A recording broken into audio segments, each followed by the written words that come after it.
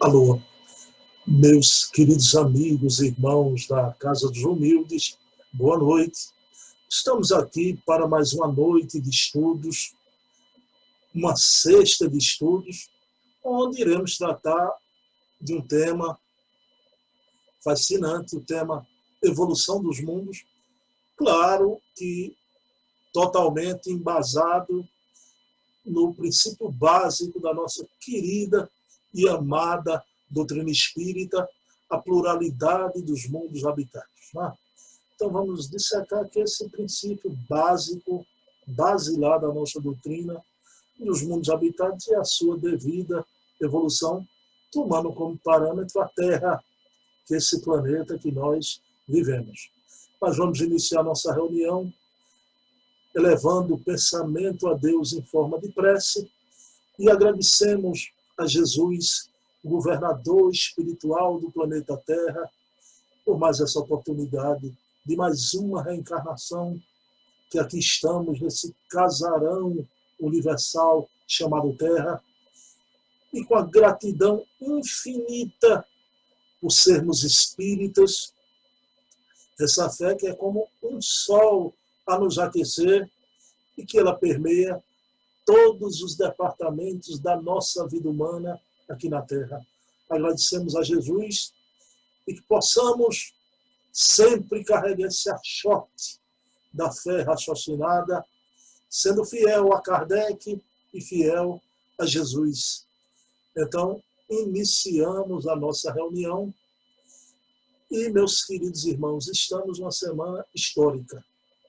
A semana em que o mundo recebeu, já está do domínio público, as cartas de Kardec, e 50 documentos estão expostos lá no portal do Projeto Allan Kardec.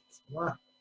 Então, Paulo Henrique de Figueiredo, quando a gente entrevistou ele no sábado, ele se referiu, pena que é sempre assim, poucas pessoas assistiram, não é?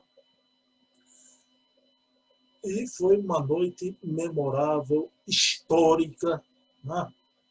E o portal já está entregue. A gente entra ali e vê documentos com a letra de Allan Kardec. Documentos desconhecidos de todos. E esse portal ele não vai parar, porque 50 documentos já estão lá. Mas à medida que o tempo passa, novos documentos vão ser acrescidos nesse portal, né? E sempre assim, porque há não sei quantos milhares de documentos ainda que estão sendo higienizados, né? Então estão sendo tratados, traduzidos por historiadores, tanto aqui do Brasil como lá da França também, né? Então um esforço notável, maravilhoso, né? Uma semana histórica que as cartas de Kardec, através da descendência do Dr. Canuto de Abreu, e era um desejo dele, o Dr. Canuto ofertou ao movimento espírita e, através do seu neto, Leandro de Abreu, chegou a todos nós. Né? Então, gratidão, Kardec, por ter preservado esse material que, como o próprio Allan Kardec disse, né, serviria, né, muito para o movimento espírita do futuro. Pessoal, e sobre o tema de hoje, a evolução dos mundos, dentro do princípio básico da pluralidade dos mundos habitados. Então, vejam bem, o Espiritismo é uma doutrina plural.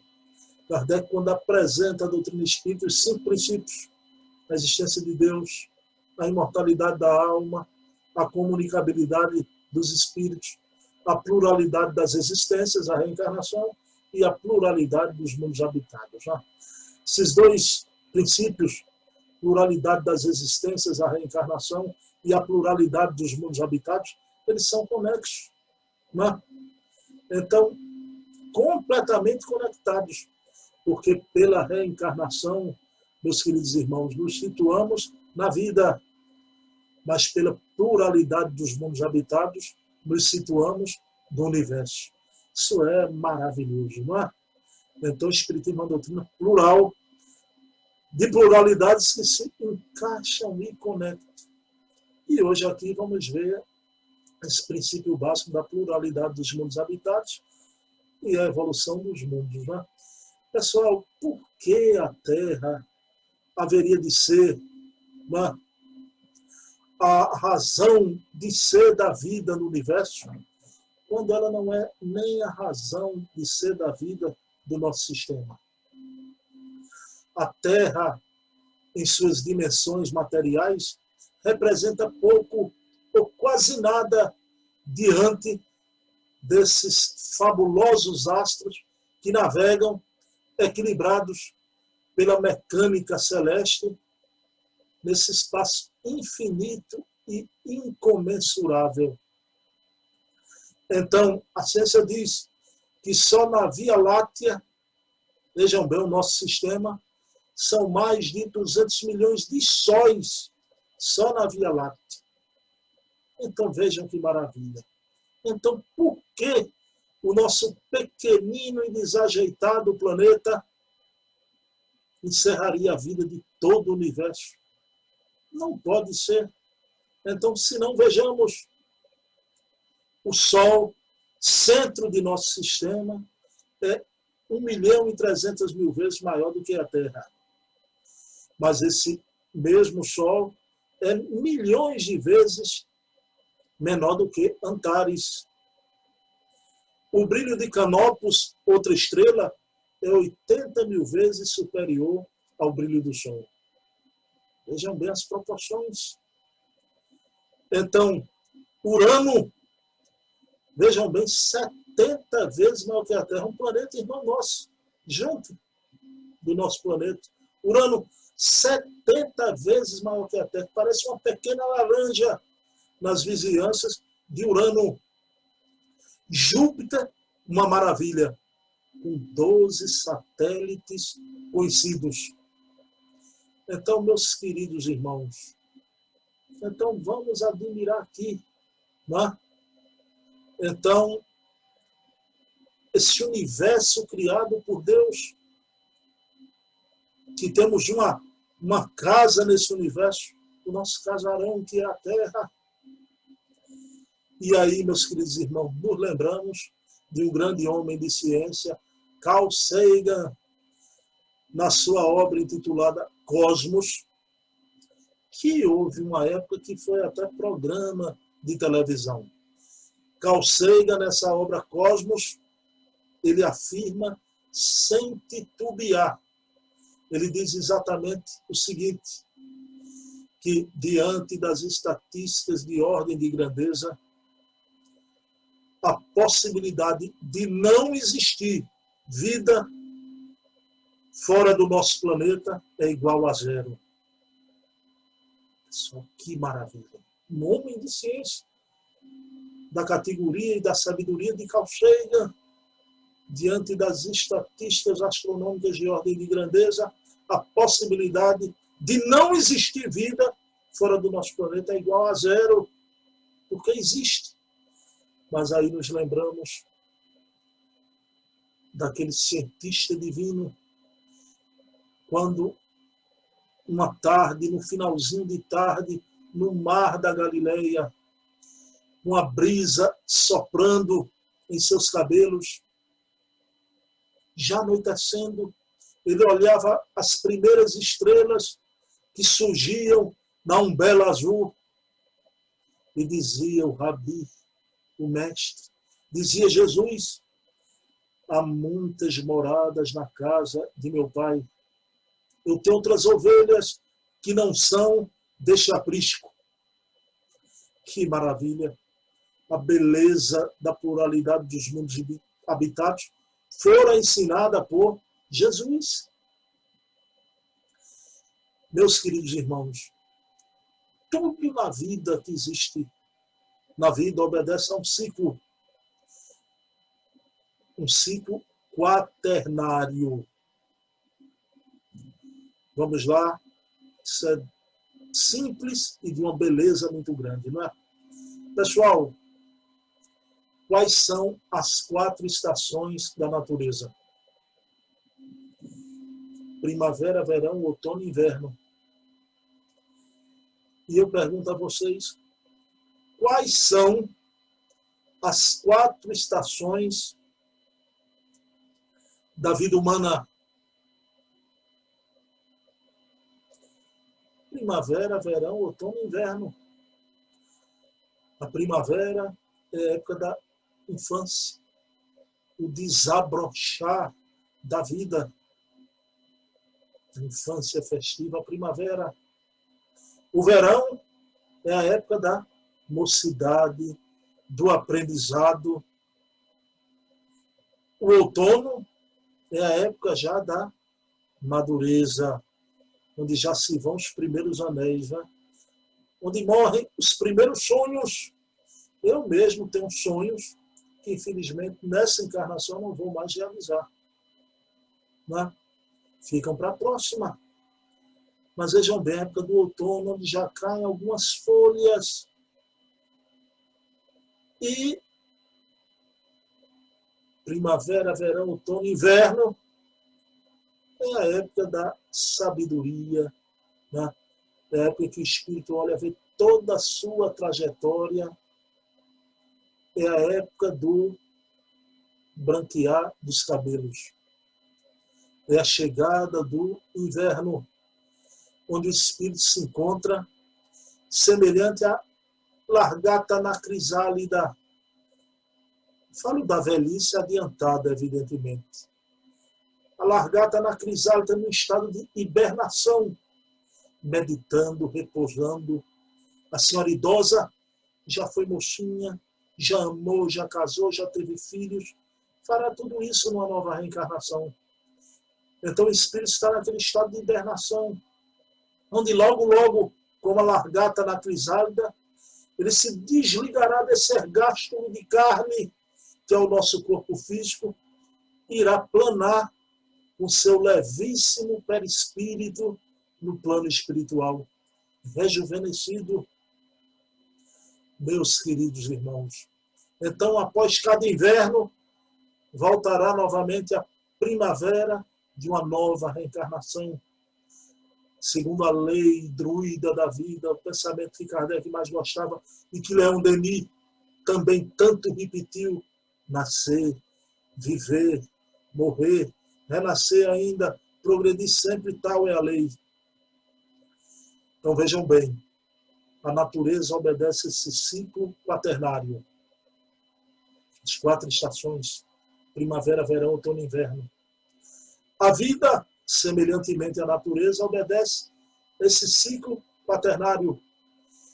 Primavera, verão, outono e inverno, que é o nascimento, vejam bem, o amadurecimento, vejam bem, a juventude, o amadurecimento e o envelhecimento. Nascimento, juventude, amadurecimento e envelhecimento.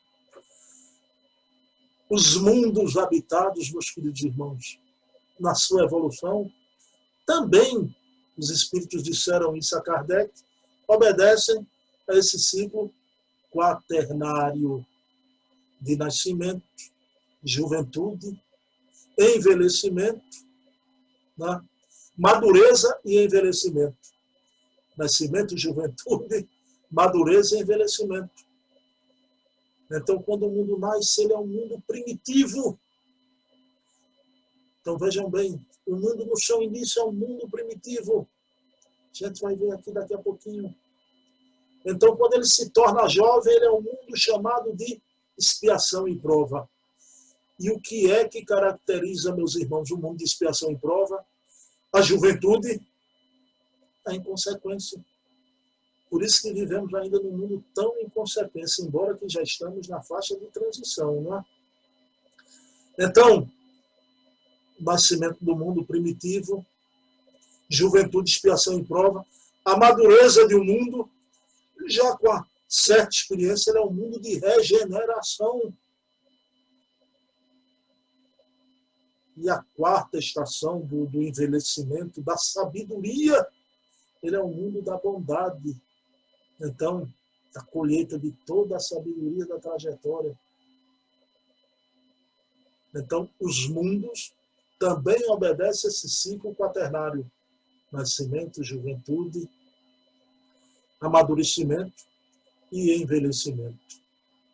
Então, vamos aqui ver essa evolução traçando como parâmetro a Terra. Podemos chegar até o planeta de regeneração, termos uma ideia, e o planeta superior a gente vai fazer uma ilação aqui, né? Então, meus queridos irmãos, essa obra linda, uma obra básica da doutrina, é a obra básica da doutrina, o livro que matou a morte, o livro dos Espíritos. Né? Essa foi a edição comemorativa de 200 anos que eu guardo com muito carinho e que meu querido irmão desencarnado, né? Valdec Atademo, fez o convite a mim, né, dos 150 anos da palestra do Livro dos Espíritos que eu fiz na querida Federação Espírita Pernambucana. Né? Eu guardo aquele momento com muito carinho.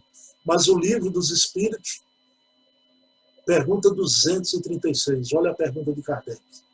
Nesse momento que a Terra vai nascer, na sua faixa primitiva, Kardec faz a seguinte pergunta a Espírito de Verdade.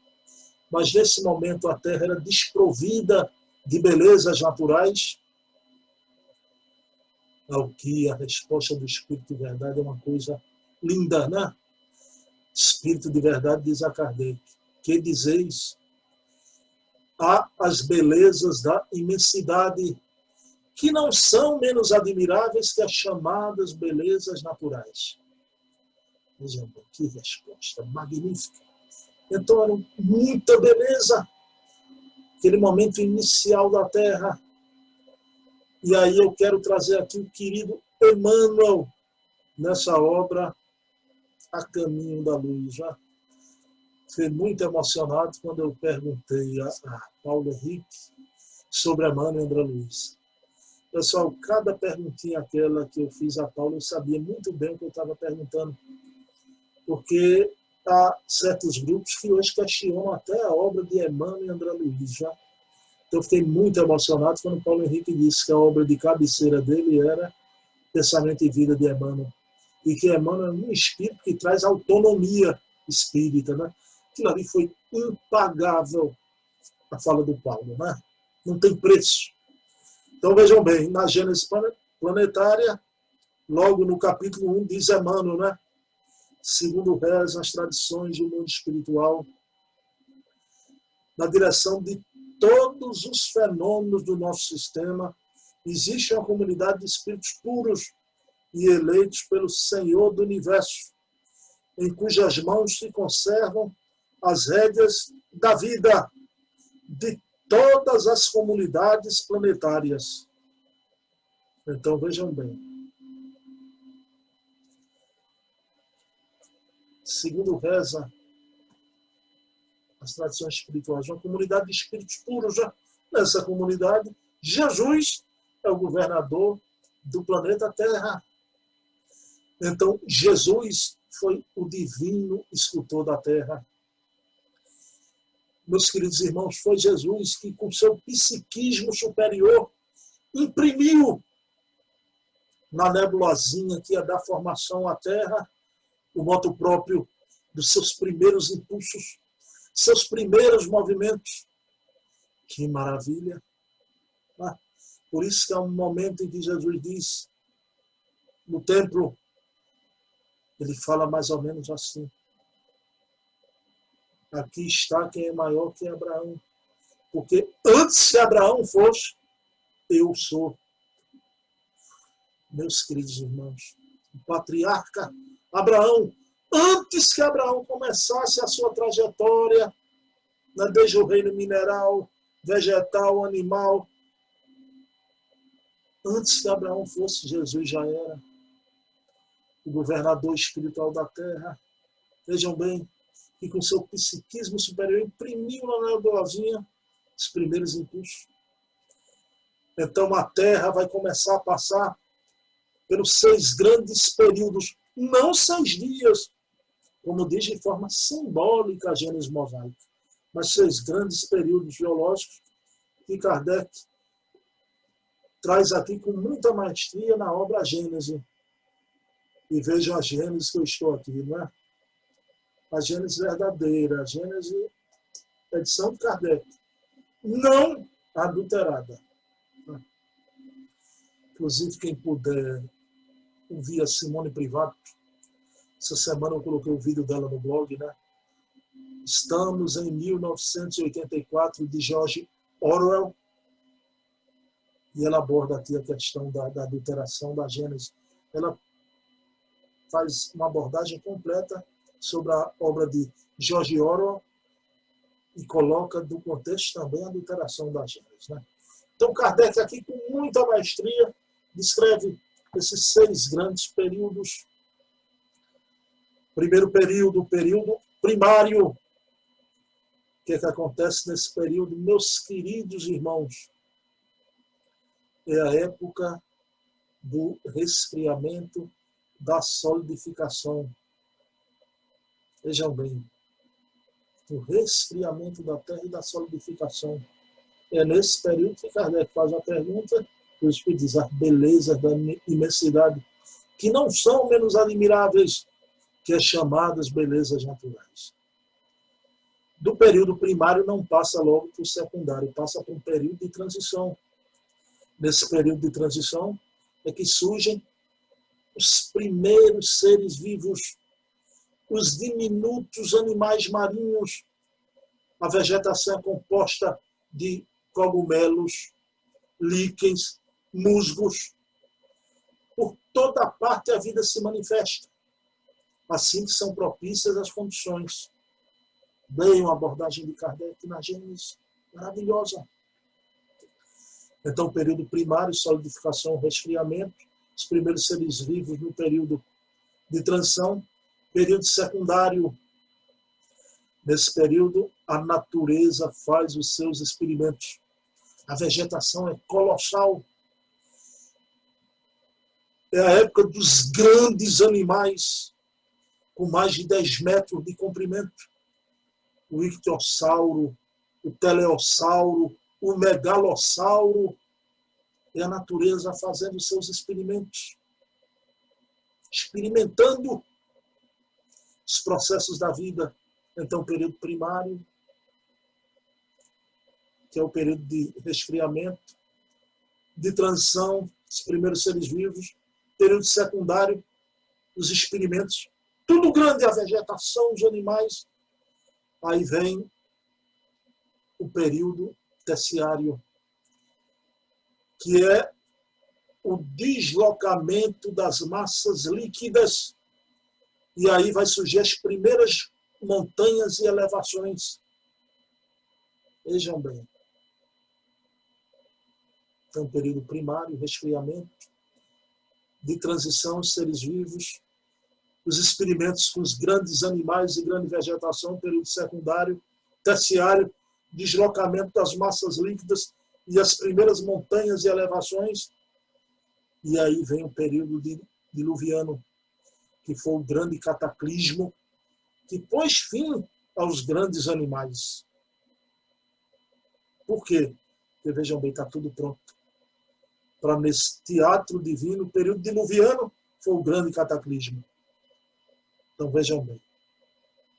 Aí vem o 6º dia, o 6º grande período, o período pós-diluviano, que é o momento de júbilo dos prepostos de Jesus, dos engenheiros da Terra, espírito de alta evolução, o momento de júbilo, porque é o aparecimento do homem na face da Terra.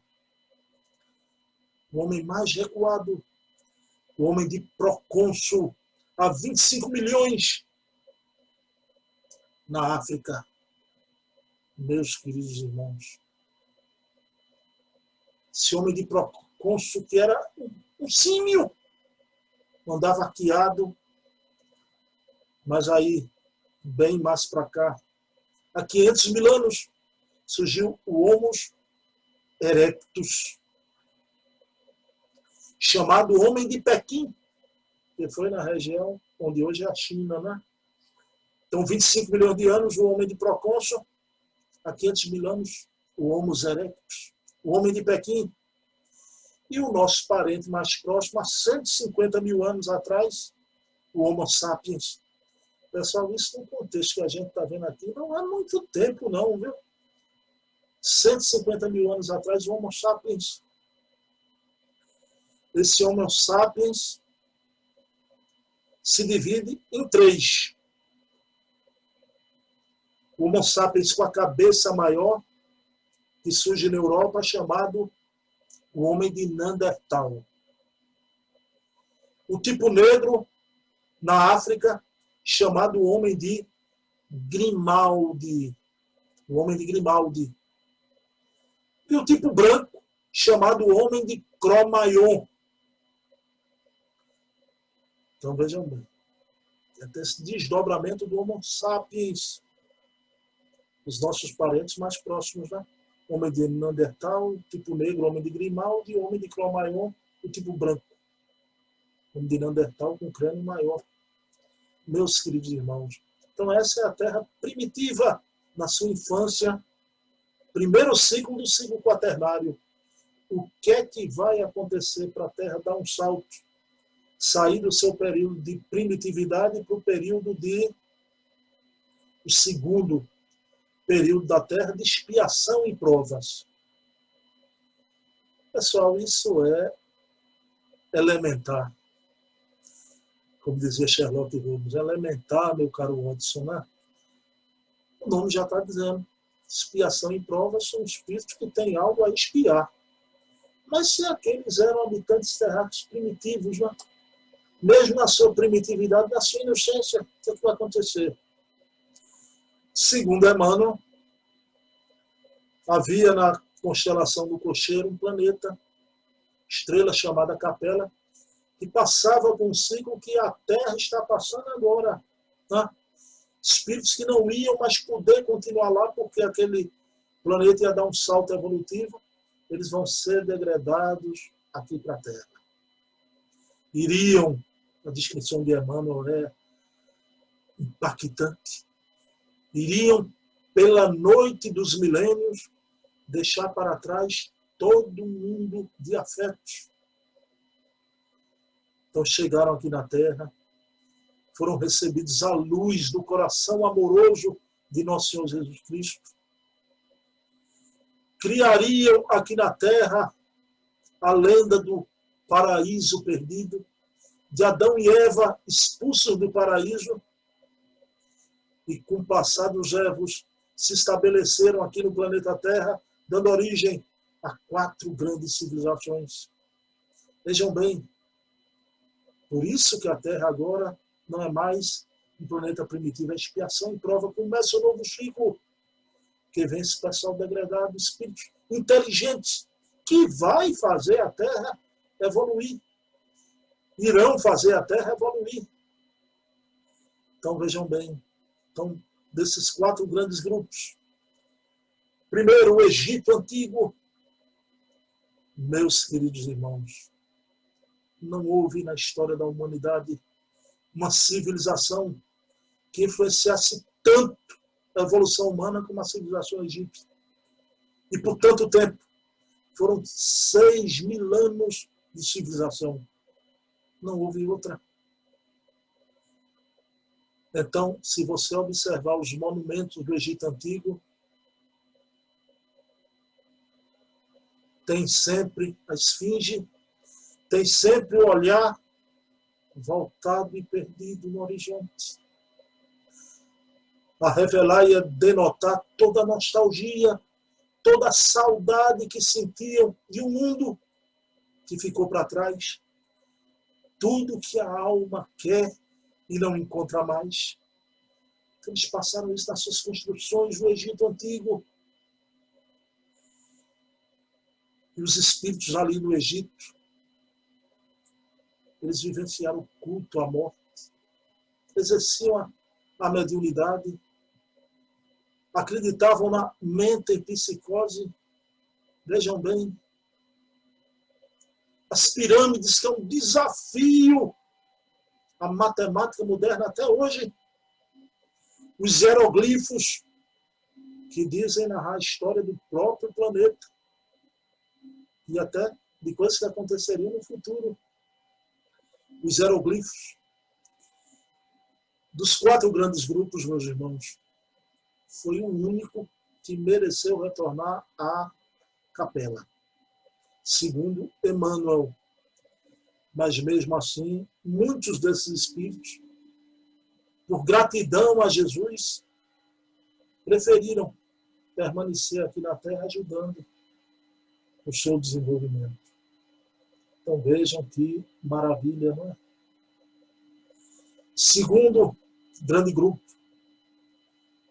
a Índia dos Vedas, dos Mahatmas, das grandes almas, a Índia milenar. Mas vejam bem, esse é o segundo grupo que veio de capela, eram espíritos degradados com fortes preconceitos. Esse grupo que chegou ali na Índia criou um sistema absurdo de castas, dos rajás e dos párias,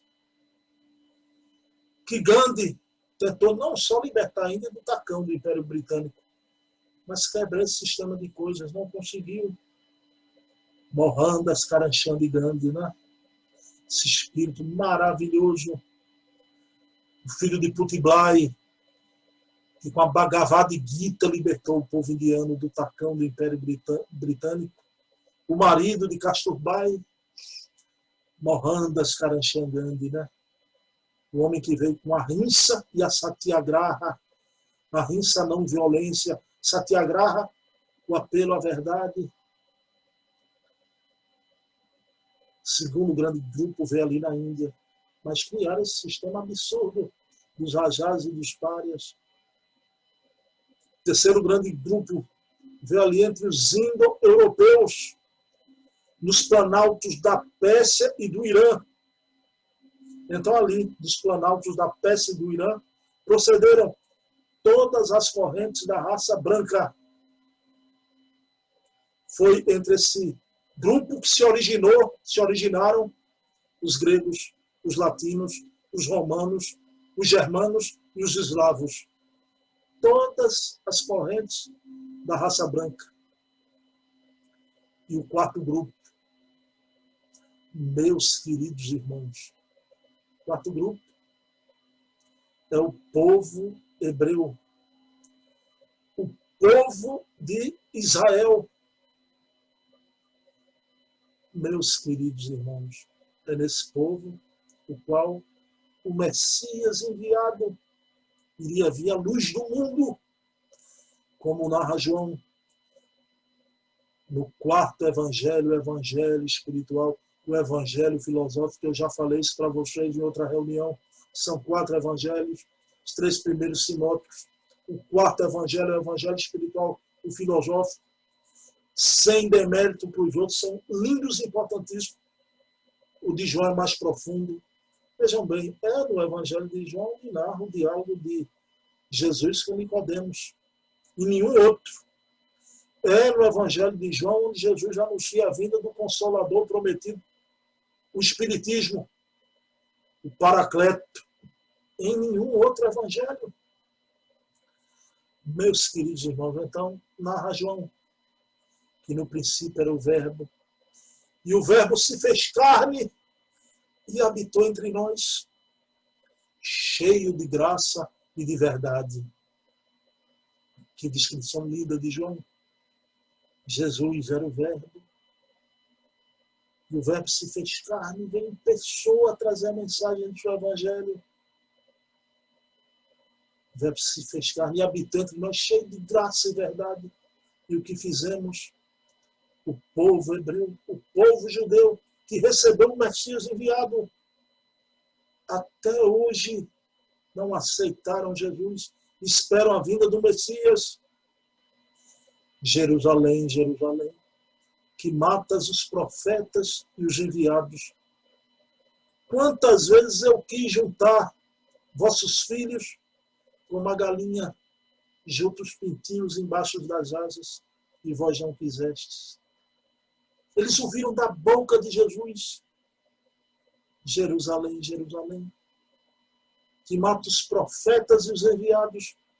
Quantas as vezes quis eu juntar vossos filhos como a galinha junta os pintinhos embaixo das asas, e vós não quiseste. Hoje, por isso que é um povo que traz um estigma tão grande. Meu Deus, se esse povo sofreu muito no Holocausto, em vários momentos fizeram o povo palestino sofrer violência tamanha também, né? Meus que esperam o Messias, até hoje o Messias veio ali trazer o Evangelho, que é exatamente a carta de alforria para esse momento que estamos vivendo, para a humanidade se libertar, para um momento novo. Antes de Jesus vir, foi ele que enviou Buda, Krishna, Lao Tse, Confúcio, Sócrates, Platão. Aí Jesus vem em pessoa. Mas depois que ele vai para o plano espiritual novamente, é Jesus quem envia o apóstolo Paulo, Francisco de Assis, Allan Kardec, Mahatma Gandhi. Então veja o cuidado de Jesus, né? E ele traz o Evangelho, que é a boa nova, e continua a boa nova. Ele é uma utopia ainda no processo civilizatório, não foi realizado. Então permanece a boa nova. E vejam bem, então, meus queridos irmãos, o momento primitivo daquele início, as belezas da imensidade, os 6 grandes dias que a humanidade ia atravessar no seu período primitivo, e o período de juventude é isso. O que é que vai acontecer? Estamos na hora profética, vivendo da grande transição planetária, que, segundo Emmanuel, ainda demorará algumas décadas já. Vejam bem, então, vivendo esse momento terrível da pandemia, a Terra com os abalos telúricos, essa Terra vai entrar no seu momento de amadurecimento, também mais assentada, com a natureza mais equilibrada, tranquila, para o seu evolucionar constante. Então, planeta de regeneração, estamos na transição da hora profética. Quando Jesus narra o Espírito Neoluxo, faz o Evangelho na casa de Pedro, e Pedro pergunta quando será esse momento da instalação do divino reino. Aí Jesus diz, né, que quando o livro tomar o lugar da espada, quando os bons sejam venerados, veja que maravilha. Jesus lá na casa de Pedro, está naquela obra linda, né? Jesus no lar. Leiam o Espírito Neoluxo, psicografia de Chico. Então, era uma humanidade distante. E esse período continua, permanece caminhando para um planeta de regeneração. E nós estamos no Brasil, que é o coração do mundo, a pátria do Evangelho, que traz o Espiritismo, que é essa doutrina linda, maravilhosa, tão diferente dessas doutrinas epicuristas, hedonistas, voltadas só para o prazer, que fogem da dor. O Espiritismo não. O Espiritismo vem explicar o problema do ser, do destino e da dor. Lembramos Leon Denis agora, né? Espiritismo é a única doutrina que vem explicar o problema do ser, do destino e da dor. E vem preparar a humanidade para esse período da regeneração, que não vai ser um período onde só vai ter espíritos evoluídos, não. A palavra regenerar, meus queridos irmãos, ela diz muito. Espíritos ainda atrasados, mas que já tendem a propensão para o bem. Essa propensão para o bem, eles vão ficar aqui. Agora, aqueles remitentes do mal, na maldade, irão para o planeta como vieram os capelinos.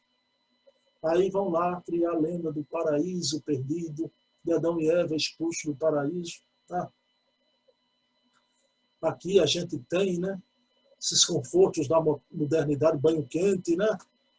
Então vejam bem, Netflix, computador, lá você vai ter a vida selvática, né, no seu dinamismo bruto e natural. Lá. Então vejam bem, aqui a gente namora de forma romântica, casa, tem os filhinhos. Lá não, a conquista amorosa, você às vezes vai ter que brigar e puxar pelo cabelo, né? As pessoas aqui, como disse o querido Paulo Henrique Figueiredo, que eu adorei o Paulo Henrique vegano, né? Adorei a autonomia com a alimentação, né? Aqui os seres humanos ainda vão na McDonald's, né? Comer um hambúrguer. Mas lá nesse planeta não. Se você está querendo uma carnezinha para comer, vai ter que caçar um mamute. Né? Então vejam bem. Então, mas a Terra vai passar por esse momento. Então, esses espíritos que não têm a propensão para o bem vão ser degradados. E a Terra, com peso psíquico, né, mais leve, ela vai ascender e caminhará até ser um planeta superior, que é o quarto período, né? Mundo primitivo, expiação e prova de regeneração, será um planeta superior, quando todos os problemas sociais estarão resolvidos. Não haverá problema de saúde, de educação, o homem se dedicará ao mentalismo, à espiritualidade. Mas antes, é preciso a gente passar por esse período de transição, atingir a regeneração. Meus queridos irmãos. Então, tudo na vida obedece a esse ciclo quaternário. Primavera, verão, outono, inverno. Nascimento, juventude, amadurecimento e envelhecimento. Vejam bem, a Terra agora que está saindo da adolescência, por isso tanta confusão, tanto barulho. Meus queridos irmãos, e aí? Vivemos nesse momento uma pergunta aqui, não é? Por que a Terra ainda não teve contato com irmãos de outros planetas, né? O querido Emmanuel, na obra O Consolador, traz essa resposta. Mas antes, para que a opinião do Emmanuel caia de forma belíssima, né? Meus queridos irmãos, vejam bem, ainda ontem na história, Estados Unidos jogou a bomba em Hiroshima e Nagasaki. A fortaleza Enola Gay. Vejam bem, aquela fortaleza Enola Gay, o porta-avião tinha o avião que soltou as bombas, o nome da mãe do piloto. Solta a bomba em Hiroshima, 3 dias depois, em Nagasaki. Em 1 minuto, 300 mil pessoas mortas, desintegradas. 1 minuto. Vocês imaginam aquele inferno de Dante, os sobreviventes. Aquele calor superlativo. Mas aí veio a chuva. O que é que imaginamos, meus queridos irmãos? Num quadro desses, ver a chuva, graças a Deus. Só que não era chuva. Era Estrôncio 900. Uma chuva negra e ácida que caía cortando a pele, arrancando a pele pingando. Meus queridos irmãos, ainda ontem, nesse momento que estamos falando aqui, são mais de 180 conflitos em toda a Terra. Por quê? Porque perguntaram a Emmanuel, né? Se o homem devia almejar a possibilidade de algum contato interplanetário. Se existem os mundos habitados, Quando é que vamos entrar em contato? Olha a resposta do querido. A pergunta é a seguinte, né? O homem científico poderá encarar com êxito as possibilidades de um contato interplanetário? Vejam bem, o homem científico poderá encarar com êxito a possibilidade de um contato interplanetário? Veja o que diz Emmanuel. Pelo menos enquanto perdurar a sua atitude de confusão, de egoísmo, de rebeldia, a humanidade terrena não deve alimentar qualquer projeto de contato interplanetário. Enquanto perdurar nosso egoísmo, rebeldia, que dizermos do homem que, sem dispor a ordem de sua própria casa, quisesse invadir a residência dos outros? Vejam bem, não seria justo circunscrevê-lo ao seu âmbito acanhado e mesquinho? O insulamento da terra é um bem inapreciável. O insulamento da terra, essa solidão sem contato interplanetário, é um bem inapreciável. O que é que ele diz? Primeiro arrumar a própria casa, para depois querer saber da casa dos outros. Emmanuel, coberto de razão, meus queridos irmãos. Coberto de razão. Então, vejam bem, diante do que Emmanuel diz, todo esse nosso planeta construído, vejam bem, essa perfeição divina. E eu faço uma pergunta a vocês. O homem correspondeu à expectativa? O que é que vocês me dizem, né? O que é que vocês acham? O homem correspondeu à expectativa de todo esse planejamento de Jesus, dos prepostos de Jesus, todos esses períodos. O homem correspondeu à expectativa, meus irmãos. Eu sei que muitos aqui podem responder de chofre, não é? Não. Mas vejam bem, digamos assim, o homem correspondeu à expectativa? Ainda não. Mas o homem redimido de amanhã fará maravilhas. O homem retribuirá à Mãe Terra todos os benefícios que ele amealhou durante esse processo todo evolutivo. E chegou a hora, e a hora é. Jesus falava da grande tribulação, o momento da grande. Estamos vivendo esse momento dos princípios das dores, mas somos espíritas, somos otimistas. Né? Vejam bem, até aqui não entramos em um conflito nuclear. Isso é uma maravilha.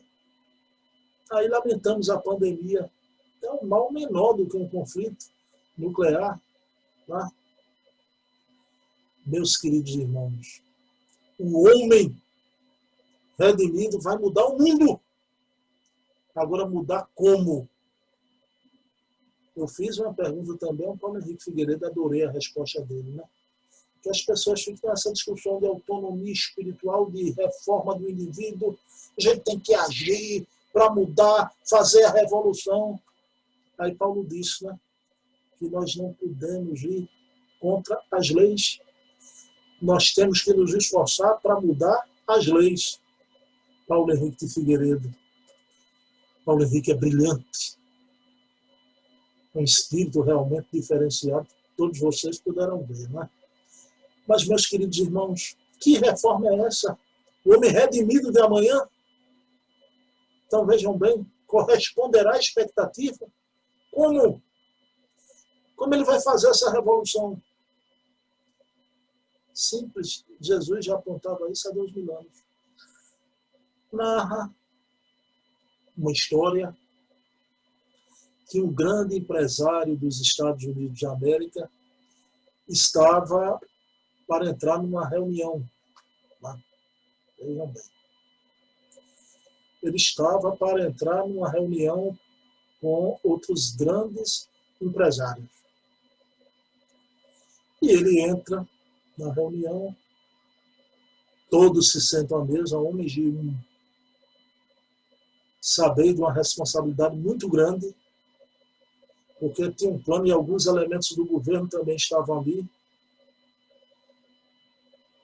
E naquele momento que inicia a reunião, chega a criancinha, filhinho do empresário. Então vejam bem, um menininho de 5 anos de idade entra lá. Papai, eu quero brincar, papai, eu quero brincar, papai, eu quero brincar. Todos riram, né? Ah, que beleza, que criança linda, inteligente. O pai abraçou o filho com orgulho paterno, né? Meu garoto, né?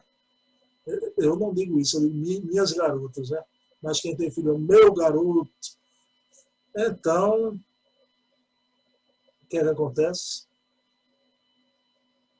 O empresário pega a secretária, já retira o menino, e naquele momento vai começar a reunião de fato, né?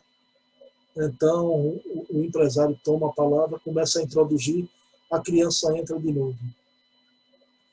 Papai, eu quero brincar, papai, eu quero brincar. O empresário já, alguns sorriram, outros já não sorriram mais. O empresário já ficou apreensivo, olhou e, como perguntou a secretária, disse, deu um jeito, pelo amor de Deus, né? Mas o empresário teve um rasgo de intuição e na mesa havia uma revista. Ele pegou a revista e ele viu, abriu a revista, viu um mapa da América. Esses empresários eram empresários esse fato se passou nos Estados Unidos, né? E ele pegou o mapa da América e começou a picotar em pedacinhos pequenos, né? E ele disse, meu filho, aqui está o mapa da América. Papai cortou todinho. Você vai consertar a América, tá bom, meu filho? Você leva lá, você só volta aqui quando você consertar a América, tá certo? Aí, tá bom, papai. Se eu consertar, eu posso voltar aqui? Meu pai disse, pode, meu filho. Se consertar, você volta. Aí o menino saiu, aí o pai olhou para o Jamil e disse, ele não vai voltar, porque consertar a América ele não vai consertar nunca, né? E era realmente impossível um mapa, não é, picotadozinho, uma criança de 5 anos fazer tudo aquilo. Mas, meus queridos irmãos, não passaram os 15 minutos. A criança voltou correndo. Papai, consertei a América. Papai, consertei a América. Papai, consertei a América. O pai olhou para ele, olhou para a moça. Você ajudou ela? Não. E o pai olhou, estava lá, tudo coladinho numa folha de papel, mal amanhado, mas estava lá a América. Por inteiro, ele, meu filho, como é que você conseguiu isso? Todos olhando também, surpresos, né? E o pai, como é que você consertou a América, meu filho? Papai, muito fácil. Que o pai não tinha visto que na revista, quando ele arranca a capa, do outro lado do mapa da América, tinha a foto de um homem com paletó e gravata, e o menininho disse, muito fácil, papai. Primeiro eu consertei o homem. Eu botei olho com olho, nariz, boca, orelha, papai, fui fazendo. Quando eu consertei o homem, eu consertei a América. Meus queridos irmãos, essa é uma história belíssima, linda de viver, e que ela aponta a verdadeira revolução pela qual devemos cerrar fileiras. É a revolução do indivíduo. Faço aqui uma pergunta a vocês. O que é mais importante? A reforma social, a revolução social, ou a reforma, a revolução individual? O que é que vocês me dizem? Indubitavelmente é a reforma individual. Porque a outra virá a reboque. cada homem se consertando. Vejam bem, Mahatma Gandhi, que eu citei aqui, ele dizia que se um só homem viver a plenitude do amor,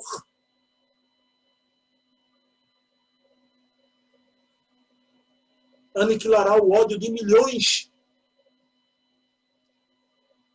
Se um só homem viver a plenitude do amor, aniquila o ódio de milhões. Então, essa mudança do indivíduo, da parte, é que mudará o todo. E é isso que o planeta precisa. Não das reformas por decreto dos ismos, comunismo, capitalismo. Ele precisa da reforma espiritual. O homem saber esse espírito e viver de acordo com essa realidade. E nesse momento, a Terra está aí. Essa é a maior descoberta dos tempos modernos. Não é?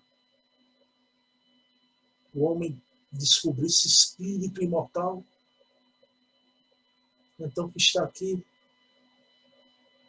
várias vidas, construindo seu destino, e o destino humano também estará um impulso formidável à Terra, né? Meus queridos irmãos, eu vou encerrar com a prece final. Eu fazia a prece e dava um recado, e às vezes se estendia um pouquinho. Eu vou dar o recado primeiro, né? Pessoal, quem quiser, há livros maravilhosos, né? Livros de Humberto de Campos Novas Mensagens, onde ele faz uma descrição impressionante sobre o planeta Marte. Mas é um livro que eu trato com muito carinho, que foi o primeiro livro que Chico recebeu de um espírito, individualmente, né? Cartas de uma Morta, de sua mamãe, Maria João de Deus. Né? Bruno, como é que você disse que é o primeiro livro que ele recebeu de um espírito, que ele recebeu Parnaso de Além Túmulo, né? Bem, ali é um coletivo, né? Vários poetas desencarnados coletivamente trouxeram, cada um trouxe poemas e juntou tudo. Estou falando um livro inteiro de um espírito só. Pela primeira vez, Carta de uma Morte, Dona Maria João de Deus. Meus irmãos, e ela foi levada pelos bons espíritos para excursão a Saturno. Eu quero deixar aqui como fonte, eu podia trazer outros livros aqui, né, que eu gosto de ler, mas eu prefiro a segurança do Chico. Então vejam bem, ele trata as belezas de Saturno, a vertiginosa excursão que Dona Maria João de Deus faz no planeta Saturno. O sol azulado de Saturno. Em Saturno o sol é azul. Tá? Então vejam bem. Um mundo sem clorofila. Dona Maria João de Deus descreve o planeta Saturno como sem clorofila. Então a vegetação não é verde. A vegetação é azulada. Tá? Vejam bem que maravilha, né? Os animais graciosos, completamente diferentes da Terra, e alguns exercem trabalhos manuais. Vejam bem. O dia em Saturno de 10 horas. 10 horas, aqui a gente tem 24, né? Já pensaram? 10 horas tem um dia em Saturno. Novos aspectos da Lua, os cambiantes lunar. Ele descreve com muita beleza. Uma vida em Saturno, vejam bem, sem vícios, sem maus costumes e sem guerras. Vejam que é um planeta superior. Eu falei que ia trazer aqui, no final, deduzindo dessas informações de Dona Maria João de Deus. Né? Em Saturno, a mediunidade é generalizada. Meus irmãos, generalizada, né? Todo mundo é médio e entra em contato com o plano espiritual conscientemente. Já pensou? A ciência unida à fé em Saturno. uma ciência espiritualizada e uma fé científica, não é?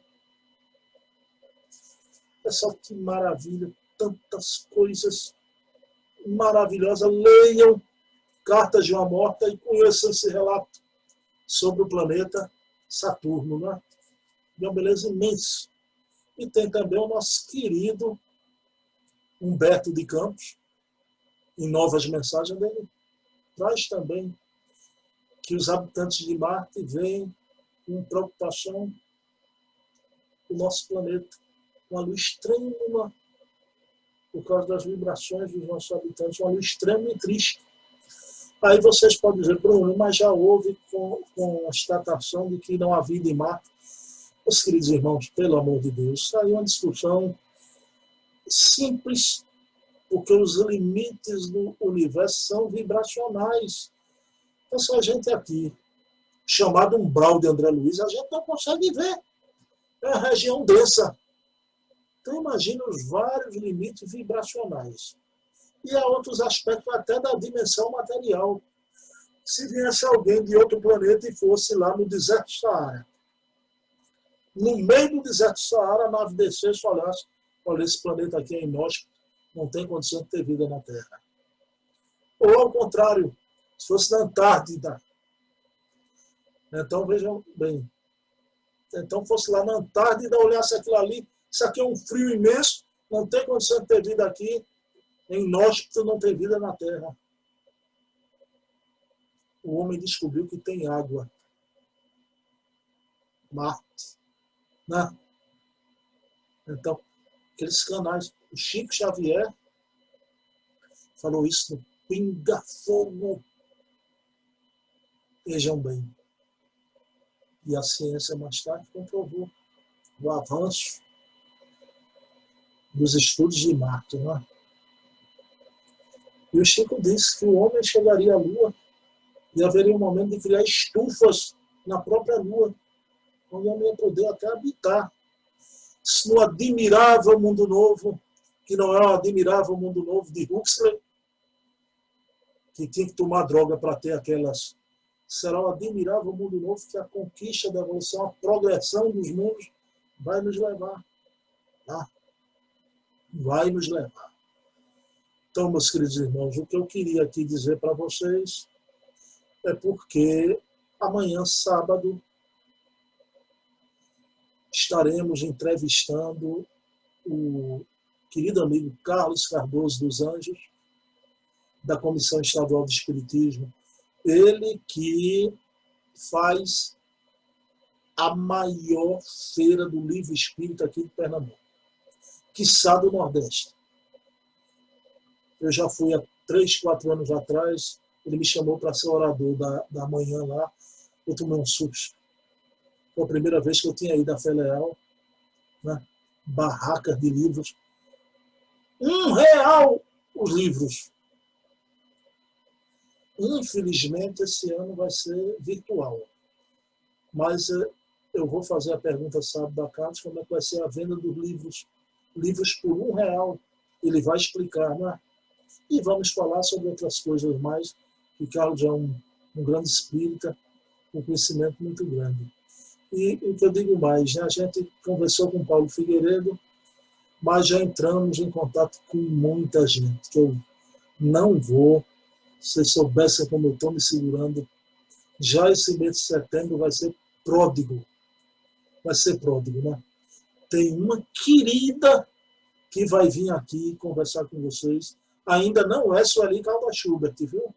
Porque quando se eu falar uma querida, todo mundo sabe que eu gosto dela, entrei em contato com ela. Não é a Sueli. É outra grande querida que vai estar aqui conversando com a gente, né? Outros grandes pesquisadores também, a gente já entrou em contato. Essas entrevistas, então, não sabe, é no meu canal, porque o canal da Casa dos Umbidos a gente vai preservar para as reuniões públicas, né? Lá na Casa dos Umbidos vai ser uns dias, domingo, terça e sexta. Pronto. Qualquer outra coisa, nos outros canais do canal, nosso está lá, né? Todo mundo pode ir, acessar. Então estaremos com Carlos Cardoso dos Anjos nesse sábado, né?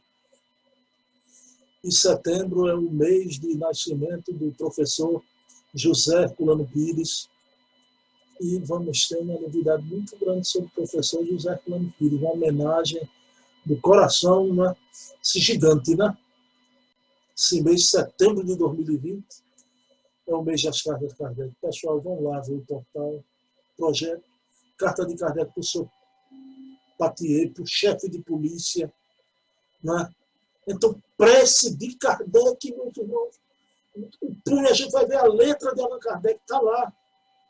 Doutor Yali, essa semana, conversando comigo, disse: Bruno, eu estou tão entusiasmada, é tão emocionante ver essas cartas no seu computador aberto. Você pode até baixar. Eu coloquei o link no blog, vão lá no blog, do blog vão para o portal, e aí salva o portal no computador de vocês. Né? Mas qual é a vantagem? Que esse portal está lá e cabe a gente divulgar, sempre está falando nessa caneta, vamos ver. E vai ter, olha, todas as polêmicas vão cair por terra. Espírito de verdade é Jesus ou não é Jesus? As cartas de Kardec revelam. Né? Isso é maravilhoso, porque eu já vi muita loucura e gente afirmando absurdos, né? Aí vão ver o próprio Kardec expondo sobre a questão. Né? Tanta coisa importante, né? Maravilhosa. É um mergulho no túnel do tempo. Então agradecemos a Jesus esse momento histórico para a doutrina espírita, logo dia 1 de setembro, né? No aniversário de Herculano, em outubro, 3 de outubro. Viva Allan Kardec, né? O 3 de outubro, nascimento do querido codificador. Pessoal, é isso. Eu queria agradecer aqui a vocês pela oportunidade de entrar novamente no lar de vocês, né?